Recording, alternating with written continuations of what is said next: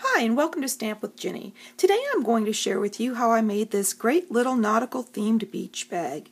It holds a post-it note and I think it'll make a wonderful little gift. So let me set this aside and we'll get started.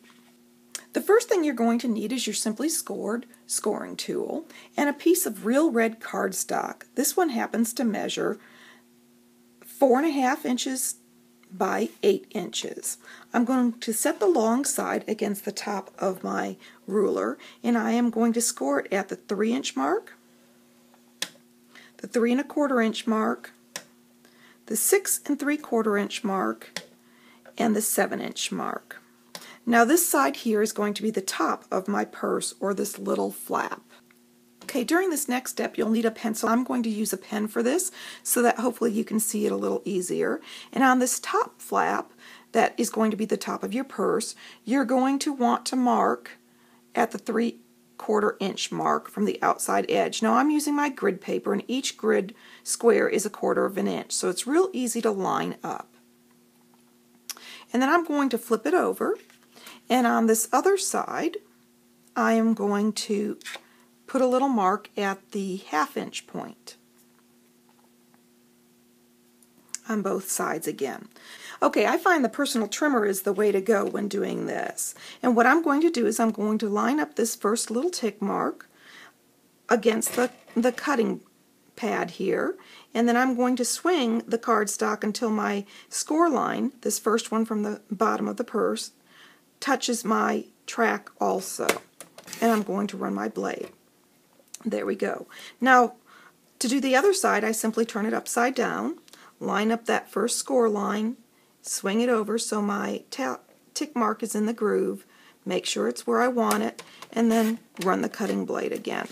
Now to do the top edge, it's the same procedure, but this time I'm using the 3rd score line, or the second one from the bottom of the bag.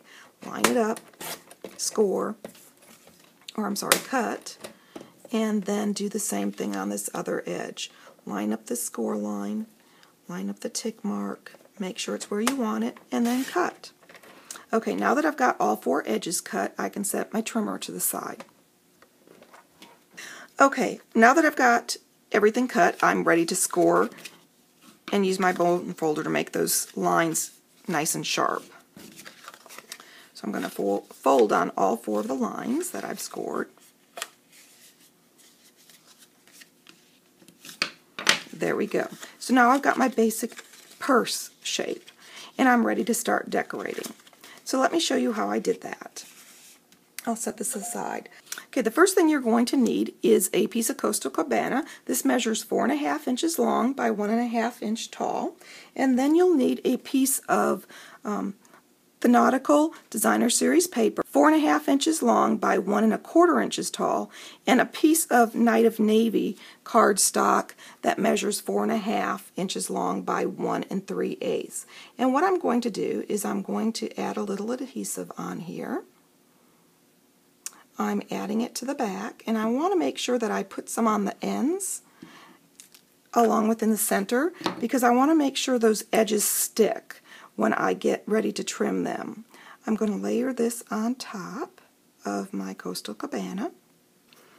Okay, now I've got my panel ready to add to my purse. So I'm going to flip it over, and once again I'm adding that adhesive along the top edge and the bottom edge and in the center.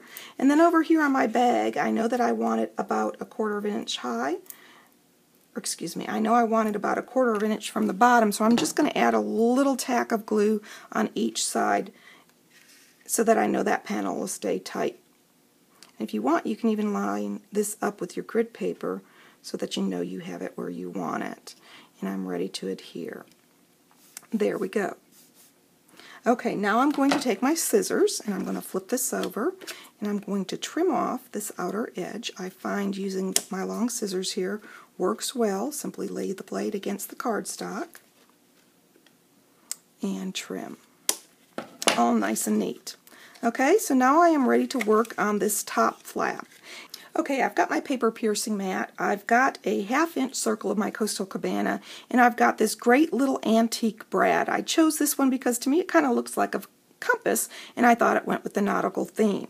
So what I'm going to do is simply take my paper piercer and poke a hole in the center of my circle, kind of wallow it out because this brad is a little larger, and place my brad through the center of that. And I simply thought this gave a nice little feel of color around the brad.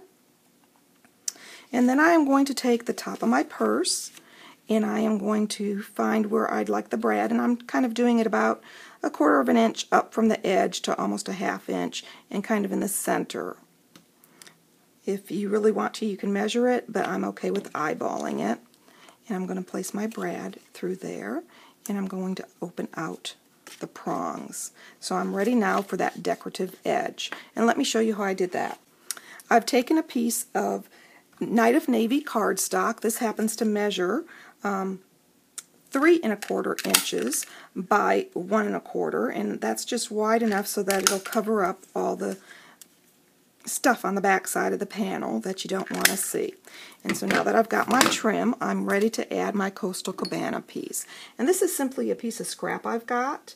It's about 1/2 inch wide, and as you can tell, the length isn't really important because we're going to be trimming that off. So I'm going to line that up with my trim where I'd like it, and I just want my little scallops to peek out. So now I'm ready to add that to my purse flap. I'm going to turn this over, and here's what I found works easiest. I add the adhesive to the underside here, where the Night of Navy is poking out, and down the center, and then I add just a little bit of adhesive to this top edge and along the sides a little bit. Oop, got carried away. And I find that that allows me to lay things where I want it and not have a bunch of adhesive all over. And I'm simply going to center my little trim, and I want just a little peek of this Coastal Cabana showing. So there we go. And I know it looks kind of messy right now, but you're going to take that scissors again, and you're simply going to lay it along that line and trim. And voila, you've got the edge and the brad is covered on the inside. If you've got a little bit of adhesive, just go ahead and take your adhesive eraser and wipe that off so it's not sticky. There we go.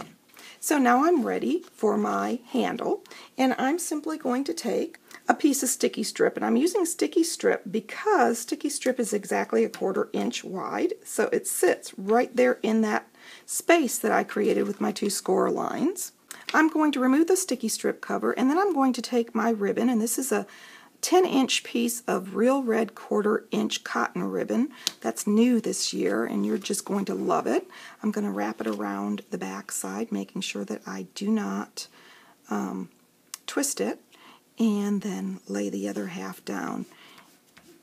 And there you go. So now I've got my handle, and I'm ready to add my sticky note. What I've done is taken a Post-it note pad from the dollar store, and I'm going to simply use my new Fast Fuse. This stuff is fantastic. If you haven't used it yet, you're going to love it. There's a little bit of a trick, but once you get used to it, you will be so glad that you've gotten some. It's quick and easy to use, and it's kind of like our sticky strip, but not quite as strong, but it's in this great container, so it makes it really convenient. There we go, and now I'm ready to decorate my little Post-it note pad.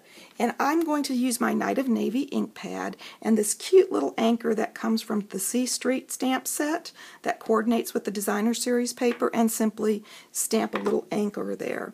And now I'm ready to attach the closure. So what I'm going to do is take a little piece of Velcro, and I am going to remove the adhesive, and I'm going to set it here on the top of my flap, and then remove the other half.